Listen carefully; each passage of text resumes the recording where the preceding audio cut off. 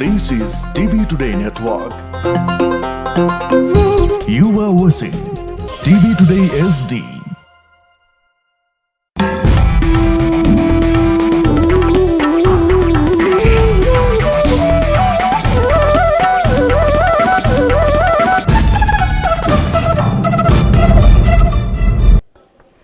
नमस्कार, यो हो TV today network. TV today समाचारमा स्वागत छ।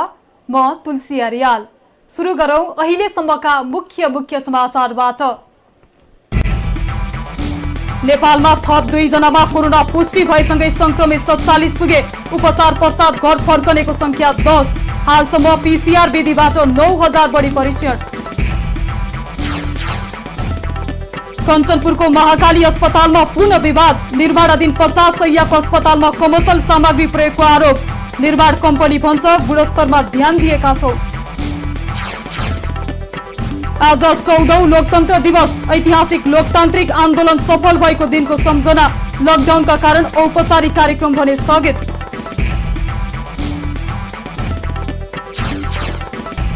एक महिनाको लकडाउन अवधिमा नागरिक विभिन्न समस्या भोग्न बाध्य। जनजीवन अस्त-व्यस्त। संक्रमितको संख्या बढ्दै गएपछि लकडाउनमा थप कडाई।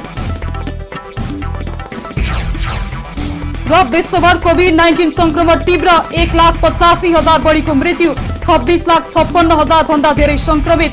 57,000 बढीको अवस्था गम्भीर।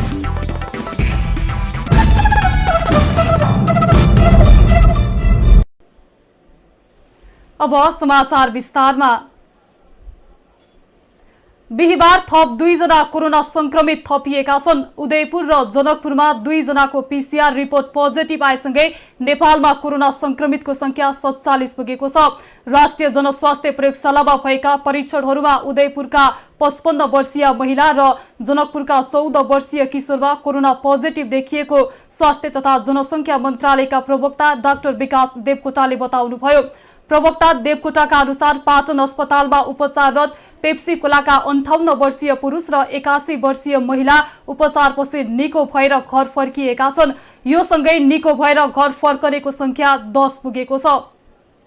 हाम्रो राष्ट्रिय जनस्वास्थ्य प्रयोगशालामा उदयपुरबाट सङ्कलन गरिएको पीसीआर विधिबाट गरिएको नमुना परीक्षणमा एकजना 55 वर्षीय महिलामा पोजिटिभ देखिएको छ। त्यसैगरी जनकपुरका 14 वर्षीय पुरुषको पनि पोजिटिभ देखिएको छ। आज जम्मा कुल 2 जना थप संक्रमितको पहिचान भएको छ। यसरी कुल संक्रमितको संख्या 47 पुगेको छ। सबैको स्वास्थ्य स्थिति सामान्य छ। घर फर्किनु भएका बाहेक सबैजना उपचारमा हुनुहुन्छ। अहिलेसम्म पीसीआर विधिबाट 9179 जनाको परीक्षण भएको छ। यसैगरी आरडीटी विधिबाट 34523 जनाको नमुना परीक्षण भएको छ। अहिले देशभरि 10573 जना क्वारेन्टाइनमा र 86 जना आइसोलेसनमा रहेका छन्। बिहिबार सार्क राष्ट्र स्तरीय स्वास्थ्य राज्य मन्त्रीहरूको भिडियो कन्फरेन्स पनि भएको थियो।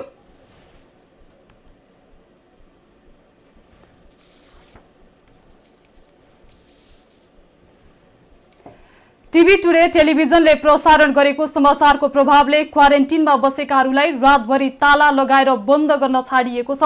बैतडीको सदरमुकाममा रहेको जगन्नाथ क्याम्पस स्थित एकीकृत क्वारेन्टिनमा बसेकालाई रातभरि प्रहरी प्रशासनले ताला लगाएर थुन्ने गरेको भन्ने समाचार टिभी टुडेले बुधबार प्रसारण गरेको थियो।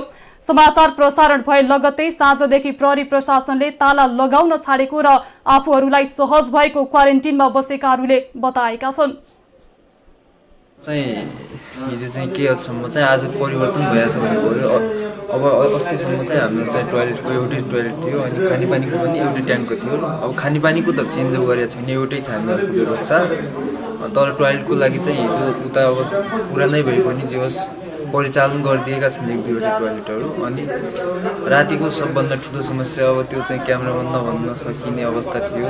त्यो पनि अब राति यता ताला नलगाइदिएर अलिकति सजिलो त्यसमा पनि गरिदिएको छ। सर हाम्रो जो हिजो पत्रकारमा दिएको थियो त्यसले धेरै फरक पर्यो सर। हामीलाई राति पनि ताला पनि लगाएन, पुलिसहरू ड्युटी बसेको थियो यहाँनिर।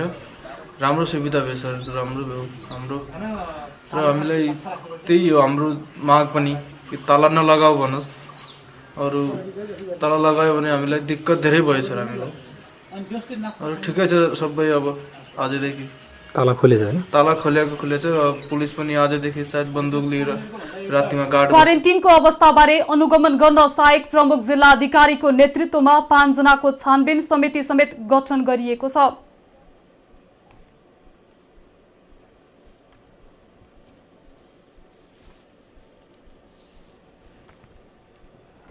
आज माता तीर्थ औसी अर्थात् आमाको मुख हेर्ने दिन। आजको दिन आफूलाई जन्म दिने आमालाई मिठा मिठा परिकार खान दिएर आमाप्रति श्रद्धा, भक्ति, सम्मान र आदर गर्ने तथा शुभ आशीर्वाद थाप्ने दिनका रूपमा लिइन्छ।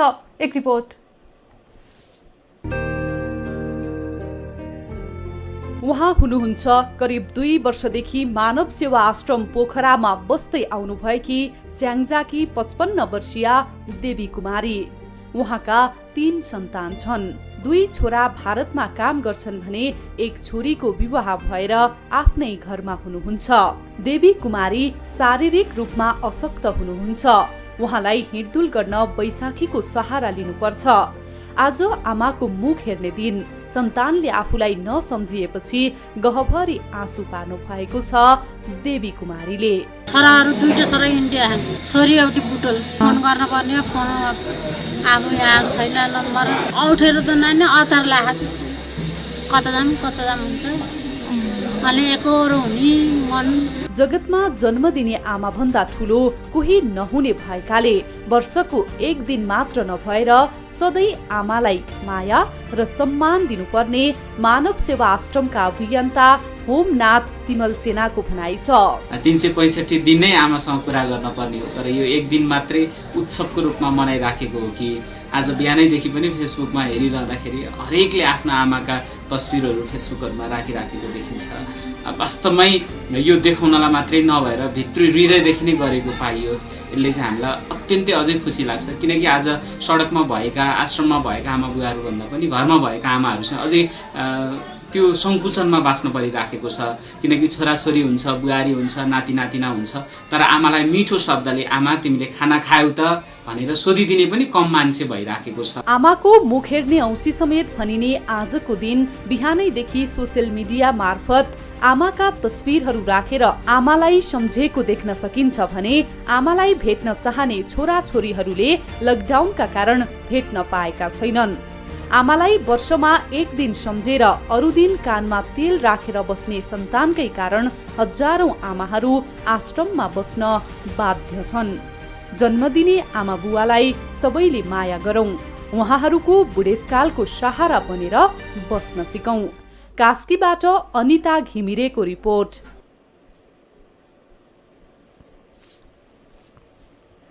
कञ्चनपुरको महाकाली अस्पतालमा कोरोना भाइरस संक्रमितहरूको उपचार गर्नका लागि निर्माण भइरहेको 50 शय्याको अस्पतालमा कमर्सियल निर्माण सामग्री प्रयोग गरेको आरोप लागेको छ।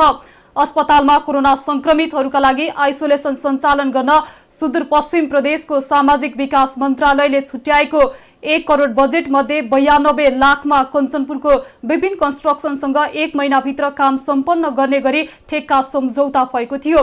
वैशाख 9 गतेबाट ठेकेदार कम्पनीले काम सुरु गरेपछि कमर्सियल खालको इट्टा प्रयोग गरेको आरोप लागेको हो।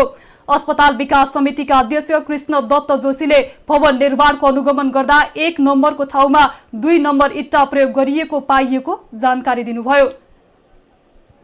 इँटाको कुराहरू जुन आएको छ हजुरहरूलाई बोलाएको पनि यसैलाई हो, किनभने इँटा चाहिँ नि 1 नम्बरको आउने ठाउँमा 2 नम्बरका इँटाहरू त्यसमा मिसाइएका छन् र यो 2 नम्बर इँटा मिसाउने क्रममा नै आउने दिनमा नै मैले ती ठेकदारलाई भनेको छु, दिपिनजीलाई भनेको छु मैले, यो के हो भन्दा यो भुल मिस्टेकमा आयो भन्ने कुरा छ। भुल मिस्टेकमा आयो भने तुरुन्तै यसलाई फिर्ता गर्नुपर्छ भन्ने कुरा गर्दा गर्दै पनि आज 3 दिन भयो उल्टो चाहिँ नि जगमा हाल्ने कामहरू त्यहाँ भइरहेको हुनाले यसलाई हामी घोर विरोध पनि गर्दछौँ र यसलाई रोक्ने काम गर्नुपर्छ भन्ने हाम्रो अमान्यता हुँदैछ। यदि त्यस्तै अगाडि बढ्यो भने यसलाई चाहिँ मिडियाकर्मी नागरिक समाज सबैले ध्यान दिनुपर्ने जरुरी देखियो। पटक पटक यो अस्पताललाई चाहिँ नि पटक पटक यो ढङ्गले चाहिँ यिनीहरूले काम गरेको हुँदाखेरि यो अति नै भयो, ज्यादा नै भयो भन्ने मान्छे र यो भ्रष्ट गर्ने मान्छे र यिनी को हुन् कहाँ हुन् यसको पनि खोज तलास गर्नमा हामी लाग्यौँ। यता अस्पताल निर्माणको ठेक्का पाएको कन्स्ट्रक्सनका सञ्चालक दिपिन कार्कीले आफूले सकेसम्म गुणस्तरीय काम गर्न ध्यान दिएको भन्दै लकडाउनको अवस्थामा इट्टाको अभावका कारण केही इट्टा कमर्सियल पनि आएको हुन सक्ने स्वीकार्नुभयो। र कार्य सम्पादन गर्ने पद्धति प्रक्रिया जो छ मैले जति सक्दो चाँडो र समयमै सम्पादन गर्नका लागि म तत्पर छु र यसमा अब तपाईँहरू पत्रकार मिडियाहरूले उठाएको कुरा इँटाको विषयमा आउँदाखेरि चाहिँ अब यस्तो विषम परिस्थितिमा पहिला त इँटा प्रोडक्सन नै भएको छैन विभिन्न अब इँटा व्यवसायहरूको समस्यामा हुँदाखेरि मौसमले साथ दिएन यताउति भन्दाखेरि अब जसरी पनि मैले साथीभाइ इँटा व्यवसायहरूसित कोअर्डिनेसन गर्दाखेरि हुन्छ यति पठाउन सकिन्छ भनेर बल्ल तल्ल 20,000 इँटा आएको हो। अब त्यसमा इँटाहरू तपाईँहरूको क्यामेरा इँटातर्फ नै मैले केन्द्रित भएको देखेँ। अब त्यसमा चाहिँ के छ भन्नुहुन्छ भने 20,000 इँटा आउँदाखेरि 2,500 अब उसले किनकि इँटा भट्टावालाले अब त्यसमा एडल्ट्रेसन गरेको छ। अब त्योमा म दोष अब हो त्यसमा म अब उसले गल्ती गरेर मैले चोकिनुपर्छ भन्ने त्यसमा मेरो मान्यता होइन कि। केही दिन अगाडि मात्रै अस्पतालले उपकरण खरिद गर्दा सप्लायर्सले पुरानो भेन्टिलेटर पठाएपछि खरिद प्रक्रिया रद्द गरिएको थियो भने अख्तियारले यसको छानबिन गरिरहेको छ।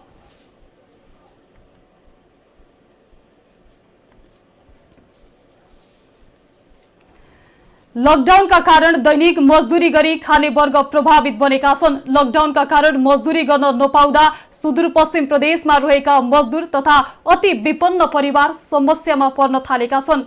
एक रिपोर्ट। देश लकडाउनको 1 महिना पुग्दा दैनिक मजदुरी गरी खाने वर्ग र अति विपन्न परिवारहरू समस्यामा परेका छन्। सरकारले घोषणा गरेको राहतसम्म नपाउँदा बिहान बेलुकाको छाक टार्नसम्म समस्या भएको उनीहरूको गुनासो छ।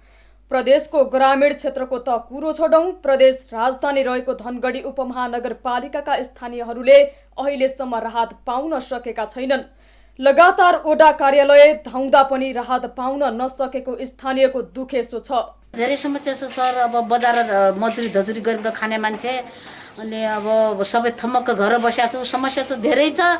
अब समस्या भए जतिको नपाए पनि थोडा बहुत पाए पनि हामीलाई धेरै थियो। रासिन पाए त हामीलाई कति 10 किलो 15 किलो यसरी चामल दिए पनि हाम्रा 13 जना परिवार छ। मेरो 13 जना परिवारलाई अब कस्तो छ भनेर केही फाइदै छैन। सुदूरपश्चिम प्रदेश सरकारले स्थानीय तह मार्फत राहत वितरण सुरु भइसकेको दाबी गरेको छ, जस अन्तर्गत धनगढी उपमहानगरपालिकालाई 56,30,000 रकम उपलब्ध गराइएको छ। तर धनगढी उपमहानगरपालिकाले हालसम्म वितरण प्रक्रिया सुरु गरेको छैन।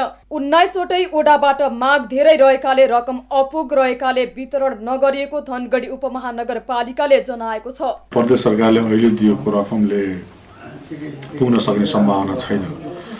लगभग हामीले 4 करोड रुपियाँ बराबरको जुन अहिले वडा अध्यक्षज्यूहरूबाट आएको सिफारिसहरू छ, 12,000 जना मान्छे धनगढी उपमहानगरपालिकामा 12,000 जना मान्छेले पाउनुपर्ने र त्यो मापदण्ड अनुसार हामीले वितरण गर्ने हो भने 4 करोड रुपियाँ लाग्छ र हामी अहिले त्यसको तयारी गर्दैछौँ।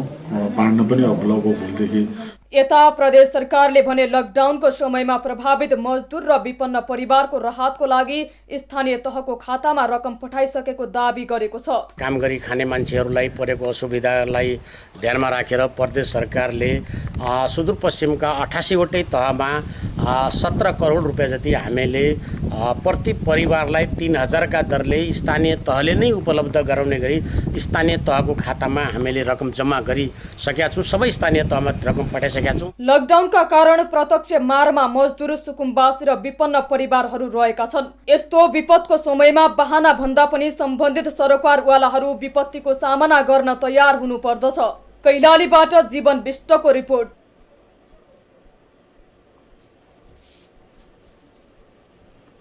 उन्नाइस दिने दोस्रो जनआन्दोलन सफल भई संसद पुनः स्थापना भएको आज 14 वर्ष पुगेको छ। 19 दिने जनआन्दोलनको बलमा लोकतन्त्र स्थापना भएको दिनको सम्झनामा आज 14औं लोकतन्त्र दिवसको स्मरण गरिँदैछ। कोरोना भाइरसको संक्रमणबाट जोगिन सरकारले चैत 11 गतेदेखि जारी राखेको लकडाउनका कारण आज औपचारिक कार्यक्रम राखिएका छैनन्।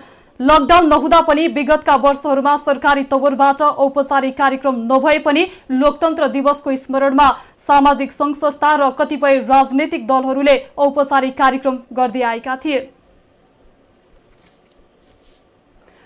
चैत 11 गतेदेखि जारी कोरोना भाइरस संक्रमण रोक्न गरिएको लकडाउन वैशाख 11 गतेसम्म आइपुग्दा 31औं दिन पुगेको छ।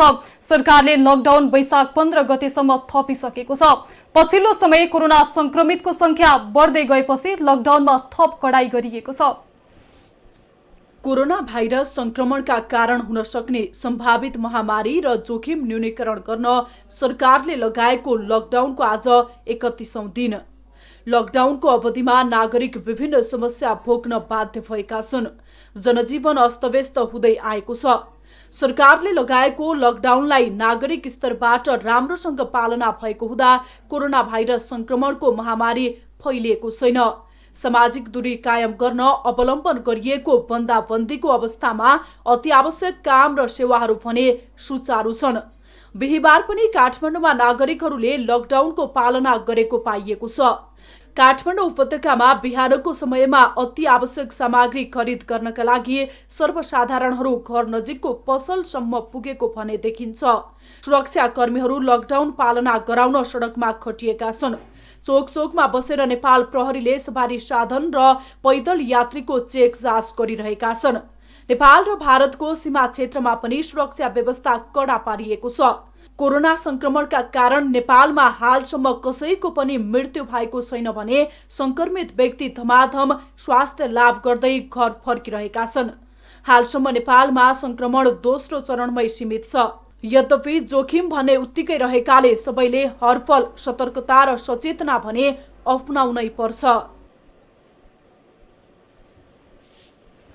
कञ्चनपुरको शुक्लाफाटा नगरपालिकाले लकडाउनका कारण खाद्यान्न अभाव भएका अति विपन्न परिवारलाई राहत वितरण तीव्र रूपमा अघि बढाएको छ। बिहिबार नगरपालिकाको वडा नम्बर 6 कार्यालयले वडाभित्र रहेका 52 जना अति विपन्न परिवारलाई प्रति परिवार 30 किलो चामल, 3 किलो दाल लगायत अति आवश्यक वस्तु प्रदान गरेको हो। नगरपालिकाले लकडाउनका कारण समस्यामा परेका नगरवासीलाई राहत उपलब्ध गराउँदै आएको छ। विभिन्न कोडबाट हामीले लक्षित वर्ग, अशक्त वर्ग, असहाय वर्ग, श्रमिक वर्गलाई राहत वितरण गर्दै योजना अगाडि बढेको छ। केही वडामा भोलिसम्म सुरु हुँदैछ र यो लकडाउन बढिहाल्यो भने पनि तेस्रो चौथो चरणको पनि हामी कार्यक्रम ल्याउँछौँ। हामी सङ्घीय सरकार, प्रदेश सरकारका साझेदारीको रूपमा अगाडि पनि बढ्दैछौँ। हामीले हुबहु हाम्रो डाटाहरू सबै मन्त्रालयमा पठाउने गरेका छौँ। त्यसैले आज वार्ड नम्बर 6 वडा कार्यालयका जनप्रतिनिधिप्रति पनि म आभार व्यक्त गर्न चाहन्छु। पारदर्शी ढङ्गले राहतको सहयोग प्याकेट बनाएर जनताको घर दैलोमै पुर्याउनु भएको छ। यसैगरी लकडाउनका कारण समस्यामा परेका विपन्न तथा गरिब ज्याला मजदुरी गरी खाने परिवारलाई विकास निर्माणको केही बजेट कटौती गरेर राहत वितरण गरिएको हो। वडाको विकासका बजेटबाट केही रकम कटौती गरेर यो राहत वितरण गरेका छौँ। विपन्न वर्गका असहाय एकदमै ज्याला मजदुरी गरेर खाने व्यक्तित्वहरूलाई यो पहिलो राहत वितरण गरिरहेको छ र यसपछि पनि यो लकडाउनको अवस्था अझै थपियो भने अब प्रदेश सङ्घले पनि केही सहयोग गर्छ होला र त्यसपछि फेरि उहाँहरू अझ यी वर्ग थप छुटफुट भएका अरू वडा नम्बर 6 का विपन्न तथा दैनिक ज्याला मजदुरी गरेर जीविकोपार्जन गर्ने 52 परिवार छनौट गरेर राज्यको मापदण्ड अनुसार राहत वितरण गरिएको छ। ज्यालादारी गर्ने, साँझ बिहान छाक्न टार्न सक्ने त्यही वर्गलाई हामी एउटा राज्यको मापदण्ड अनुसार समिति बनाएर चाहिँ हामी यो दैनिक ज्यालादारी गर्ने वर्गलाई छनौट गरेर चाहिँ हामी 52 परिवार चाहिँ यस 6 नम्बरमा अहिले तत्काल देखिएका थिए। तिनीलाई हामी राज्यको मापदण्ड अनुसार अहिले हामी चाहिँ राहत वितरण गरिराखेका छौँ। यसै हाम्रो चाहिँ यो लकडाउन चाहिँ अब यो कहाँसम्म जान्छ, लकडाउन बढेपछि फेरि तत्कालीन अवस्थामा वडा कार्यालयले 2 लाख बजेट बराबरको राहत वितरण गरेको छ।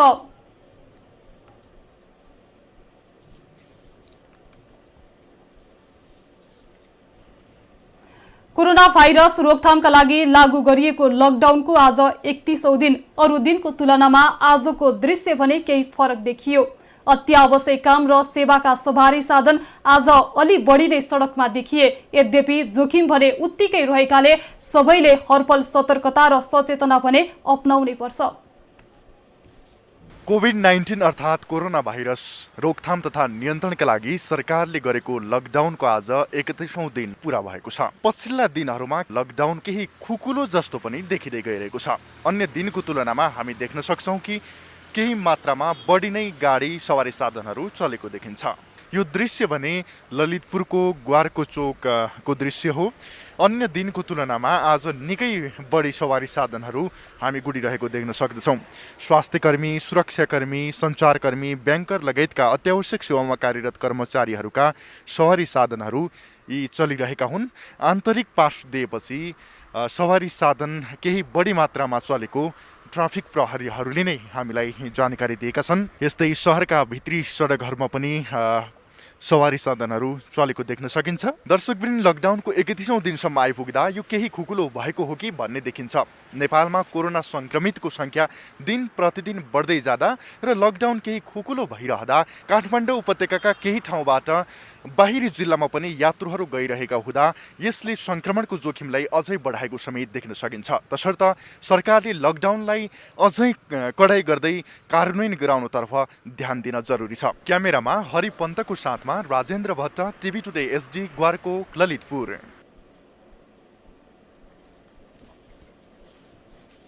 समाजवादी पार्टीका नेता एवं सांसद मोहम्मद इस्तियाक राईले आफू कुनै पनि किसिमले पार्टी फुटाउने गतिविधिमा नलागेको बताउनु भएको छ।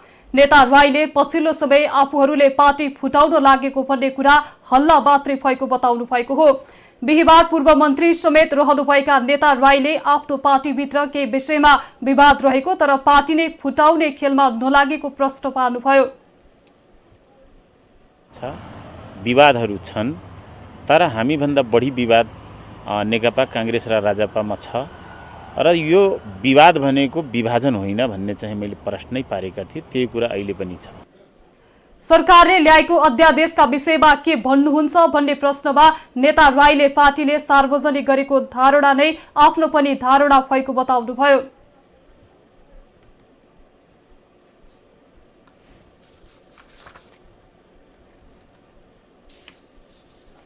राष्ट्रिय जनता पार्टी नेपाल र समाजवादी पार्टी एकीकृत भई बनेको जनता समाजवादी पार्टी नेपाल निर्वाचन आयोगमा दर्ता भएको छ। बुधबार राति राजपा र समाजवादी पार्टी बीच एकता भएको र बिहिबार बिहान 11 बजेपछि निर्वाचन आयोगमा जनता समाजवादी पार्टी नेपालको निवेदन दर्ता भएको हो। समाजवाद पार्टीका अध्यक्ष उपेन्द्र यादवले पार्टी एकीकरण भएको जानकारी आयोगलाई दिएको र नेताहरूको कार्य विभाजन पनि छिट्टै सहमतिमा टुङ्गो लगाउने बताउनुभयो। नयाँ दल दर्ताका लागि निवेदन दिए पनि कानूनी मान्यता पाउन बढीमा 45 दिन लाग्नेछ। अब आर्थिक समाचार।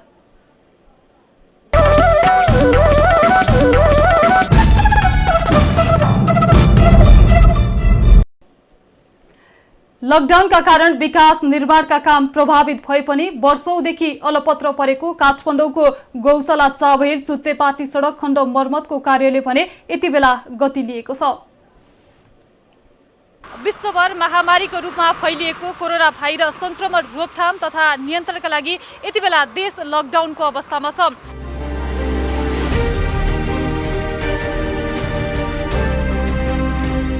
दर्शकवृन्द, यो दृश्य गौशाला चाबहिल चुच्चेपाटी सडक खण्डको हो।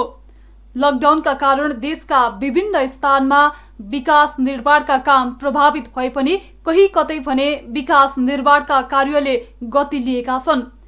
यति बेला हामी काठमाडौँको चाबहिलमा छौं। देशव्यापी लकडाउनको 31औं दिन पुग्दा पनि यस गौशाला चाबहिल चुच्चेपाटी सडक खण्डमा मर्मतको काम अघि बढिरहेको छ। जिल्ला प्रशासन कार्यालय काठमाडौँले सडक मर्मतका लागि स्वीकृति दिएसँगै यति बेला स्वास्थ्य मापदण्ड पूरा गर्दै सामाजिक दूरी कायम गरेर यस सडक खण्डको मर्मतले मूर्त रूप पाएको हामी देख्न सक्छौं। गौशाला चाबहिल सडक लकडाउनमा पनि मर्मत भइरहेको छ। आयोजनाका अनुसार यो सडक गौशालादेखि चाबहिल हुँदै चुच्चेपाटीसम्म हालको पिचलाई उप्काएर त्यसलाई रोलरले पेलेर त्यसमाथि कालोपत्रे गर्न लागिएको हो। चाबहिलबाट गोपीकृष्ण हलचोकसम्म हालको सडकमाथि एक तहको पिच थपेर ओभरले गर्न लागिएको हो। अति व्यस्त हुने यो सडकमा लकडाउनका कारण हिजो आज अत्यावश्यक सवारी साधन मात्रै सञ्चालनमा छन्। दर्शकवृन्द, सधैँ सवारी साधनको चाप र निकै जाम हुने यस चाबहिल क्षेत्र लकडाउन पश्चात निकै सुनसान पनि बनिरहेको छ र जसका कारण अहिले विकास निर्माणका कामहरू गर्न पनि निकै सहज भइरहेको स्थिति छ। क्यामेरामा हरिपन्तका साथ Tulsi Aryal, TV today SD Chabahil Kathmandu. अब अन्तर्राष्ट्रिय समाचार।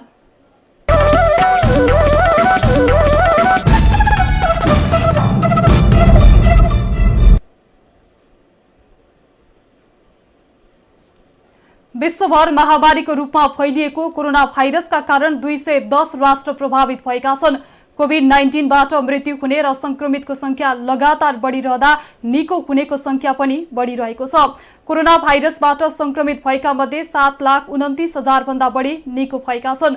विश्वभर कोरोना भाइरसबाट संक्रमित हुनेको संख्या 26,56,000 बढिरहेको छ। त्यस्तै कोरोना संक्रमणबाट 1,85,000 बढीको मृत्यु भएको छ। अमेरिकामा कोरोना भाइरसबाट 47,000 भन्दा बढीको मृत्यु भएको छ। त्यसैगरी अमेरिकामा अहिलेसम्म यो भाइरसबाट संक्रमित हुनेहरूको संख्या पनि 8,49,000 नागेको छ। समाचार सकियो। समाचारबाट बिदा लिनु पूर्व मुख्य समाचार फेरि एकपटक। नेपालमा थप 2 जनामा कोरोना पुष्टि भएसँगै संक्रमित 47 पुगे। उपचार पश्चात घर फर्कनेको संख्या 10। हालसम्म PCR विधिबाट 9,000 बढी परीक्षण।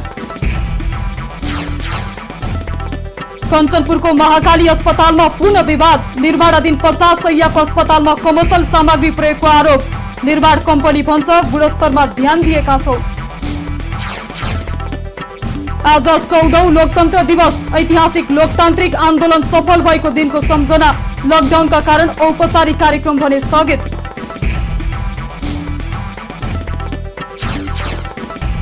एक महिनाको लकडाउन अवधिमा नागरिक विभिन्न समस्या भोग्न बाध्य। जनजीवन अस्त-व्यस्त। संक्रमितको संख्या बढ्दै गएपछि लकडाउनमा थप कडाई।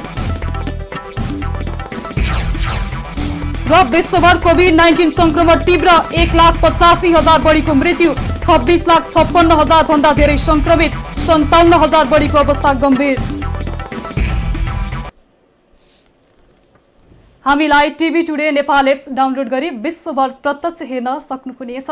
साथै www.tvtodaynepal.com मा गई हेर्न र पढ्न सक्नुहुनेछ भने फेसबुक, युट्युब र ट्विटरमा समेत फलो गर्न सक्नुहुनेछ। विकास, निर्माण र जनसरोकारका विषयमा हाम्रो आवाज जारी छ। अहिलेलाई सम्पूर्ण समाचार युनिटका साथ म तुलसी अर्याल पनि बिदा चाहन्छु। टिभी टुडे HD हेर्दै गर्नुहोला। नमस्कार।